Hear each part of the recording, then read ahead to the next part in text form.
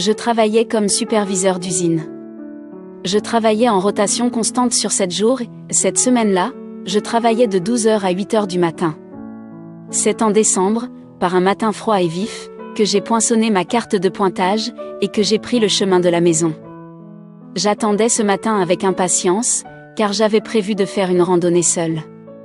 Je suis arrivée à la maison, et j'ai rassemblé mes vêtements de randonnée, en essayant de prendre un départ aussi matinal que possible.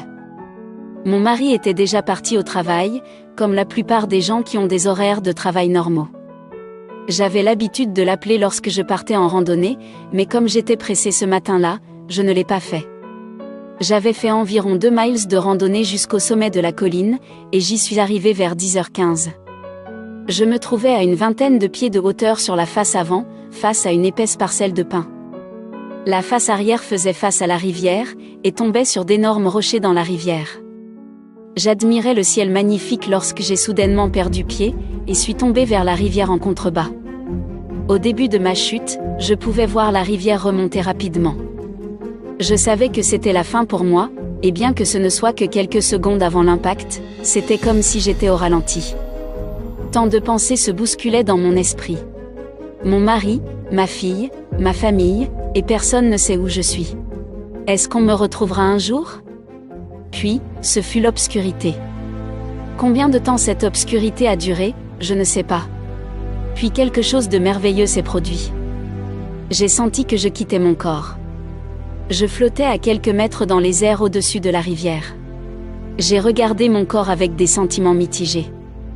Je saignais de la bouche, du nez et des oreilles, et je voyais un filet de sang sous moi, sur le rocher. Alors que je réfléchissais à l'état de mon corps, j'ai senti un tiraillement, et j'ai commencé à m'élever très vite.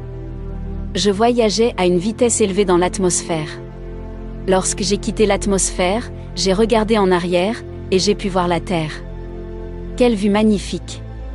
Elle était si brillamment éclairée. En regardant devant moi, je pouvais voir les planètes. Je me suis dit que ce n'était pas possible.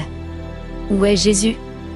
On ne m'avait jamais dit qu'une telle chose pouvait arriver, ou arriverait à ma mort. De plus en plus vite, la vitesse augmentait. J'ai vu d'autres systèmes stellaires, et d'autres galaxies alors que j'avançais à toute allure. Je suis entré dans ce qui semblait être une sorte de trou. Il était long, et sombre. Cependant, autour de moi, j'ai vu des traînées de lumière de toutes les couleurs du spectre. J'ai vu une faible lumière, qui devenait de plus en plus brillante au loin, devant moi. En entrant dans la lumière, je l'ai ressentie dans tout mon être. Je n'avais plus peur. Puis, tout d'un coup, je me suis retrouvée devant un grand nombre de marches. Elles menaient à ce qui semblait être un pont, ou une sorte de promenade. Au loin, j'ai vu une vue si magnifique, et stupéfiante. Une ville faite de ce qui semblait être du verre, ou du cristal. Des lumières de toutes les couleurs en émanaient. Je n'avais jamais vu un tel spectacle. J'ai commencé à marcher vers la ville dans un état d'incrédulité totale. Tant de questions se bousculaient dans mon esprit. Je devais savoir où j'étais. Que m'arrivait-il ? J'ai atteint l'entrée de la ville, et j'ai vu une double porte qui semblait faire environ 30 pieds de haut, et de large. Elle brillait comme si elle avait été polie. Alors que je restais là à m'interroger, les portes ont commencé à s'ouvrir. J'ai fait un pas en arrière, et j'ai regardé à l'intérieur. Je pouvais voir ce qui semblait être des gens, qui se promenaient à l'intérieur, un peu comme ils le font dans un centre commercial ici sur Terre. Mais ces gens étaient habillés très différemment. D'une part, ils semblaient tous être vêtus d'une sorte de robe avec une capuche. J'ai franchi les portes en étant stupéfait de ce que je voyais. L'intérieur était énorme. Il semblait être de forme carrée, avec un balcon tout autour qui menait à différents niveaux. Je me suis approché, et j'ai regardé vers le bas au-dessus du balcon. Il semblait s'étendre à l'infini. En levant les yeux, j'ai vu beaucoup de gens passer devant moi, mais personne ne semblait me remarquer. Puis, alors que l'un d'eux s'approchait de moi, il s'est soudainement arrêté. Il a lentement levé la tête, et j'ai pu voir son visage. Il semblait être une forme humaine à tous égards sauf un. Ses yeux, pas de pupilles. Pourtant, il semblait changer de couleur dans des tons de bleu. Ses cheveux étaient blancs comme neige. Je voulais parler mais avant que je ne puisse le faire, il s'est retourné, et m'a montré un long couloir. Bien que nous n'ayons jamais parlé, je savais que je devais emprunter ce couloir. Puis, comme si rien ne s'était passé, il a continué. Je savais que je devais le faire aussi. Quelque chose me poussait à aller de l'avant. J'ai marché longtemps jusqu'au bout de ce couloir. Je ne me suis pas tournée vers la droite ou la gauche. Je savais d'une manière ou d'une autre que mes questions allaient trouver une réponse. De nouveau, j'ai vu devant moi une double porte massive. Elle semblait être d'un certain type de métal, or ou non, je ne pouvais le dire. Soudain, les portes se sont ouvertes. J'ai entendu une voix, non pas comme nous parlons, mais de l'intérieur de moi, qui semblait dire « Entrez ». J'ai fait ce qu'on m'a dit, et les portes se sont refermées brusquement derrière moi. J'ai eu peur pour la première fois. L'obscurité totale, le silence total. Puis, après un certain temps, dont je n'ai pas pu déterminer la durée, une lumière vive a commencé à briller dans la pièce. De plus en plus brillante. Elle était un peu au-dessus de moi, et en face de moi. J'ai essayé de regarder, mais j'étais presque aveuglée par cette lumière. J'ai levé les mains devant moi, et j'ai pu distinguer l'apparence d'une silhouette assise sur une sorte de siège. Puis, sans prévenir, c'est arrivé. Que as-tu fait de ta vie ? La voix a pénétré mon être même. Je n'avais pas de réponse. Puis à ma droite, j'ai vu ce qui ressemblait à un film, et j'étais dedans. J'ai vu ma mère me donnant naissance, mon enfance et mes amis. J'ai tout vu depuis ma jeunesse. J'ai vu tout ce que j'avais fait devant mes yeux. Alors que ma vie se déroulait devant mes yeux, j'ai essayé de penser aux bonnes choses que j'avais faites.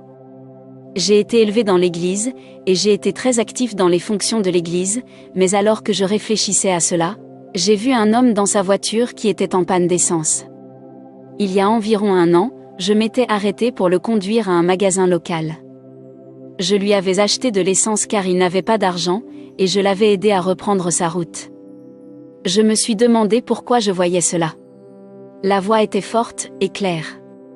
Tu n'as pas pensé à aider cette âme, et tu n'as rien demandé en retour. Ces actions sont l'essence du bien.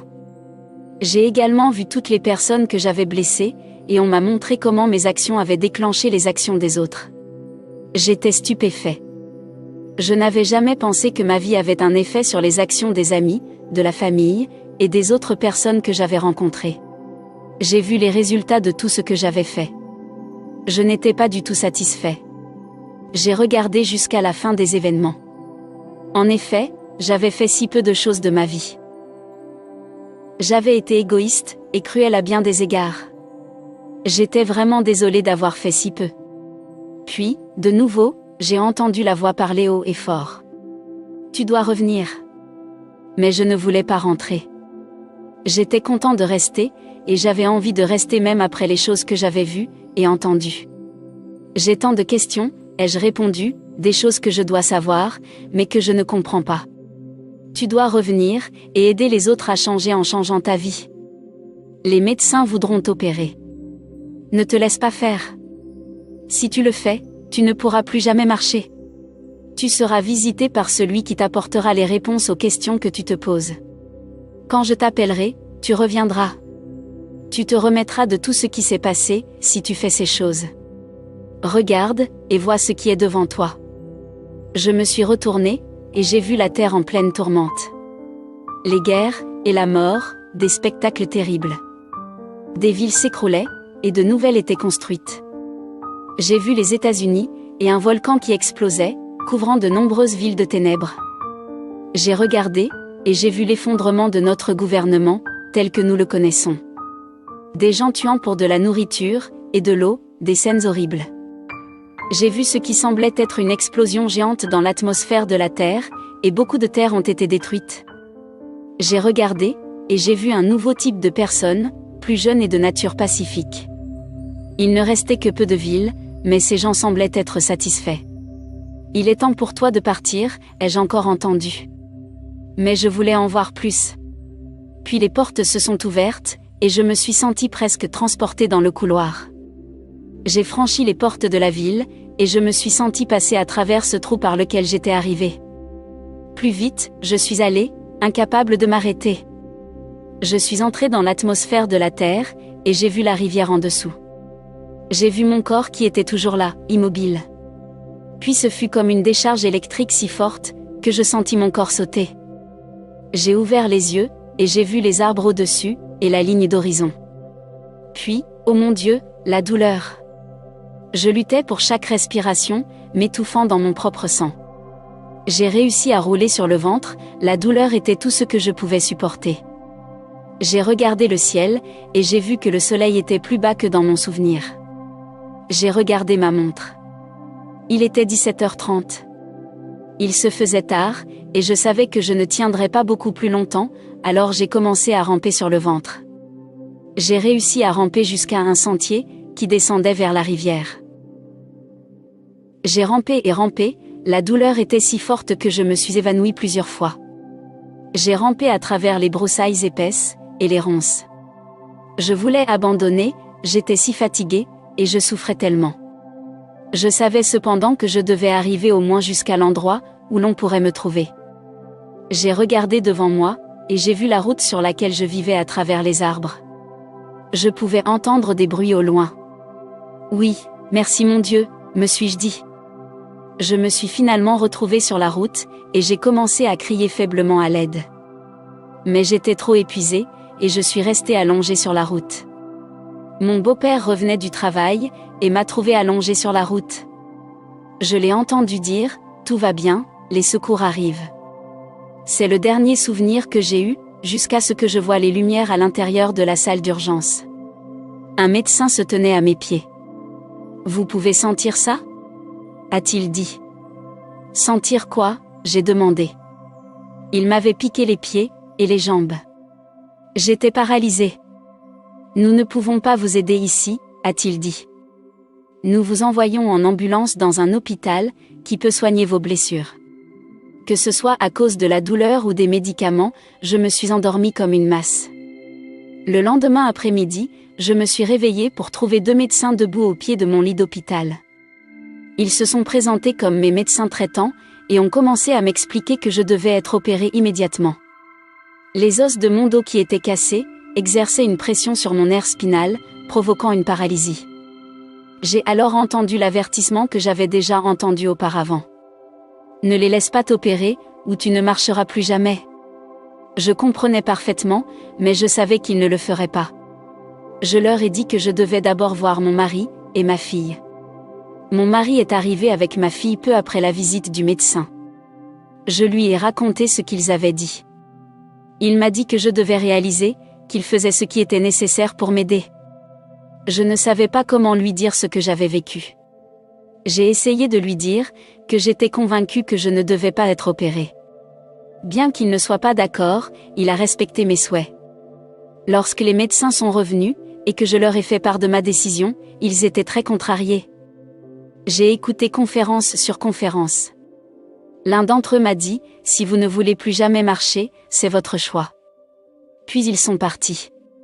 Cette nuit-là, je me suis allongée sur mon lit, et j'ai beaucoup pleuré. Étais-je fou ? Qu'est-ce que je faisais ? Une lumière a commencé à remplir ma chambre. Tu vas guérir. J'ai entendu une voix. Puis elle a disparu. Je me suis calmée, et je me suis endormie. Les jours se sont transformés en semaines, les semaines en mois. Puis un matin, j'ai senti un picotement dans mes pieds. J'étais folle de joie.